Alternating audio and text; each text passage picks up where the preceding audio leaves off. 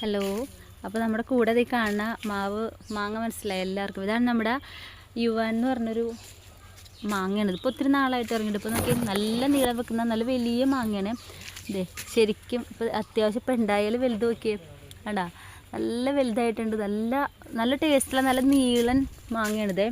അപ്പോൾ ഇതിൽ അവിടെ ഇവിടെയൊക്കെ ഒത്തിരി ഉണ്ട് കേട്ടോ. ഇതിൽ നിറച്ചും മാങ്ങ ഇതൊക്കെ മേളിലോട്ടൊക്കെ നോക്കി അവിടെ ഫുള്ള് ഇതിൽ നിറയെ വലിയ വലിയ മാങ്ങ. അത് വലുതെന്ന് വെച്ചാൽ നല്ല വലുതിട്ട് എനിക്ക് തോന്നുന്നു ഒരു കിലോടൊക്കെ മേളിലാണ് തോന്നുന്നുണ്ട് ഓരോ മാങ്ങ. ഇതൊക്കെ ഏറ്റവും താഴെ വരെ ഞാൻ താഴത്തിരിക്കാം വേണ്ട, നിലത്ത് നോക്കി താഴത്ത് വരെ ഇങ്ങനെ ഉണ്ടായി കിടക്കുന്നുണ്ട്. ഏറ്റവും അടിയിൽ വരെ നമുക്കിതുപോലെ മാങ്ങ.